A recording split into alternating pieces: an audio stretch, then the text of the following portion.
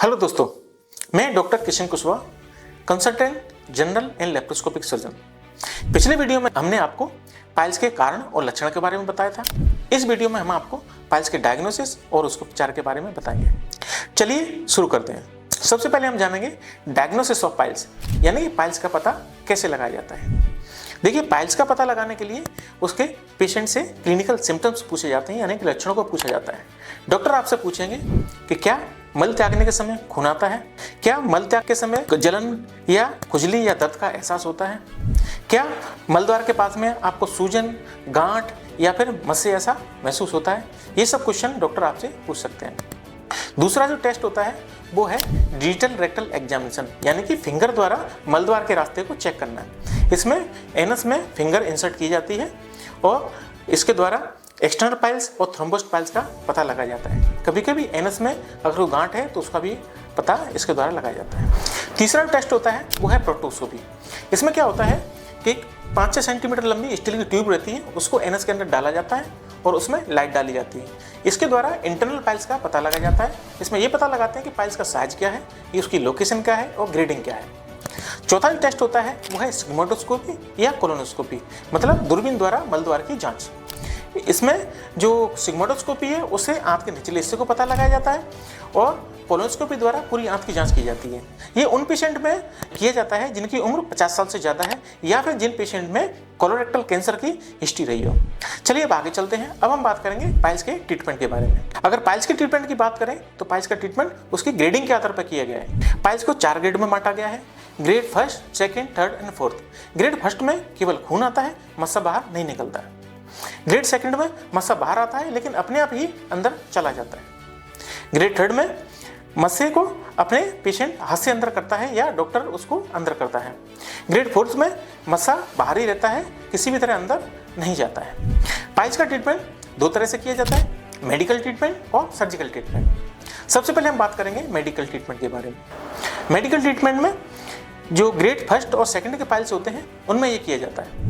इसमें पेशेंट को दवाई दी जाती है, उसको हाई फाइबर डाइट के लिए एडवाइस किया जाता है और कुछ लाइफस्टाइल मॉडिफिकेशन के लिए बोला जाता है। अगर दवाइयों की बात करें तो पेशेंट को कब्जी से बचने के लिए लैक्जेटिव या स्टूल सॉफ्टनर दिए जाते हैं, जैसे लैक्टोलोज या इसबगोल। ये मल को सॉफ्ट करते हैं और आसानी से स्टूल पास करने की वजह से पेशेंट को जो पाइल्स आगे नहीं बढ़ते हैं और पेशेंट को रिलीफ महसूस होता है। अगर पेशेंट को दर्द है तो उसको पेन किलर दी जाते हैं और सूजन और खुजली को कम करने के लिए कुछ ऑइंटमेंट या मलहम दिए जाते हैं। कुछ पेशेंट को फ्लेमिनोड की टेबलेट भी दी जाती हैं जो सूजन को कम करती हैं और खून की नसों को मजबूत करती हैं।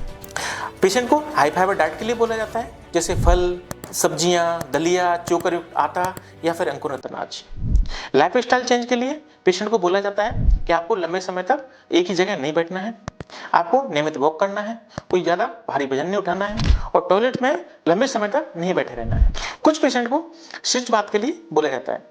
सिर्फ बात में मरीज को बोला जाता है कि आपको 10 से 15 मिनट के लिए दिन में 3 बार गुनगुने पानी में बैठना है।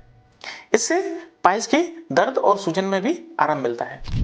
अगर मेडिकल ट्रीटमेंट से मरीज को आराम नहीं मिल रहा है तो कुछ पेशेंट को रबर बैंड लाइगेशन या फिर इंजेक्शन स्क्लेरोथेरेपी एडवाइस की जाती है। ये दोनों ही ऑफिस बेस्ड प्रोसीजर हैं। इसमें पेशेंट को 1 घंटे में डिस्चार्ज कर दिया जाता है। अगर बात करें रबर बैंड लाइगेशन की तो इसमें पाइल्स का जो मांस होता है उसकी तरफ एक बैंड डाल दिया जाता है, जिससे पाइल्स को जो खून की सप्लाई है वो बंद हो जाती है और पाइल्स श्रिंक होकर अपने आप गिर जाते हैं। इंजेक्शन स्क्लेरोथेरेपी के केस में पाइल्स में केमिकल इंजेक्ट किया जाता है, इससे पाइल्स श्रिंक हो जाते हैं और उसके सिम्टम्स जैसे ब्लीडिंग और स्वेलिंग वो रिड्यूस हो जाती है। अब हम बात करेंगे सर्जिकल ट्रीटमेंट्स ऑफ पाइल्स, यानी कि पाइल्स के लिए सर्जरी कब कब की जाती है और क्या क्या सर्जरी की जाती है। देखिए, जब पाइल्स ग्रेड 3 या 4th की हो, यानी जो पाइल्स बार बार बाहर निकलते हैं और खुद वापस नहीं जाते, तब सर्जरी एडवाइस की जाती है। दूसरा, जब पाइल्स दवाइयों से, स्क्लेरोथेरेपी से या रबर बैंड लाइगेशन से ठीक नहीं हो पा रहे हो तो सर्जरी एडवाइस की जाती है। तीसरा, जब पाइल्स थ्रोम्बोस्ड हो गई हो, यानी कि खून के थक्के बन गए हो और पेशेंट को तेज दर्द हो रहा हो, तब भी सर्जरी एडवाइस की जाती है। और चौथा, जब दैनिक जीवन प्रभावित होने लगे, जैसे बैठना, चलना, घूमना, ये सब नहीं हो पा रहा हो तो भी सर्जरी एडवाइस की जाती है। अब हम बात करेंगे पाइल्स की क्या क्या सर्जरी की जाती है। देखिए, वैसे तो पाइल्स की सर्जरी के लिए बहुत सारे मेथड हैं, लेकिन मैं आपको जो मोस्ट कॉमन मेथड यूज किए जाते हैं वो मैं आपको बताऊंगा। सबसे पहला जो मेथड होता है वो है हेमरेट्रेक्टोमी, यानी ये ट्रेडिशनल और स्टैंडर्ड मेथड रहता है। दूसरा जो मेथड रहता है वो है स्टेपलर हेमरेट्रोपेक्सी, यानी कि स्टेपलर द्वारा पाइल्स की सर्जरी। और तीसरा जो मेथड है वो है लेजर पाइल सर्जरी। तो सबसे पहले हम बात करेंगे हेमरेट्रेक्टोमी। ये एक स्टैंडर्ड सर्जिकल ट्रीटमेंट है। इसमें सर्जरी द्वारा पाइल्स को हटाया जाता है। ये सर्जरी तब की जाती है जब मेडिकल ट्रीटमेंट से पाइल्स ठीक नहीं होते हैं। इसके जो इंडिकेशन है वो है ग्रेड 3rd और 4th पाइल्स, या फिर कॉम्प्लिकेटेड पाइल्स जैसे थ्रोम्बोस्ड पाइल्स या स्ट्रैंगुलेटेड पाइल्स या फिर गैंग्रीनस पाइल्स। अगर इस तरह के पाइल्स हैं तो उनमें हेमरेट्रेक्टोमी प्रोसीजर किया जाता है। दूसरी जो पाइल्स की सर्जरी है वो है स्टेपल्ड हेमरेट्रोपेक्सी। एक आधुनिक मिनिमली इन्वेजिव सर्जरी है। ये कम चीड़ फाड़ वाली सर्जरी है। इसमें एक विशेष स्टेपलिंग डिवाइस का उपयोग किया जाता है। इसमें बवासीर को काटा नहीं जाता है बल्कि ऊपर खींचा जाता है और स्टेपलर से उसको फिक्स कर दिया जाता है। ये ग्रेड 3 और 4 पाइल के लिए ये स्टेपलर सर्जरी बेस्ट मानी जाती है। तीसरी प्रकार की सर्जरी होती है वो है लेजर पाइल सर्जरी।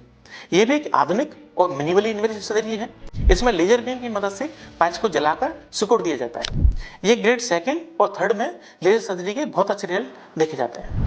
अब सवाल आता है कि क्या ऑपरेशन के बाद बवासीर दोबारा हो सकते हैं? एक रिसर्च के अनुसार सर्जरी के बाद पाइल्स यानी बवासीर होने की संभावना बहुत कम होती है, लगभग 5 से 10%। लेकिन अगर आप फिर से कब्ज, तनाव और गलत खान पान की आदतें अपनाते हैं तो ये रिस्क बढ़ जाता है। इसके लिए जरूरी है कि आप फाइबरयुक्त आहार लें, खूब पानी पिएं, नियमित व्यायाम करें और टॉयलेट जाने की आदतों को सही रखें, यानी कि टॉयलेट में लंबे समय तक नहीं बैठना है। अगर आपकी बवासीर यानी पाइल्स की समस्या लंबे समय से बनी हुई है और आप सोच रहे हैं कि ऑपरेशन कराएं या नहीं, तो सर्जन से सलाह जरूर करें। अगर यह वीडियो आपके लिए मददगार रहा तो लाइक, शेयर और सब्सक्राइब करें और कमेंट में बताएं कि अगला वीडियो आप किस विषय पर देखना चाहते हैं। धन्यवाद।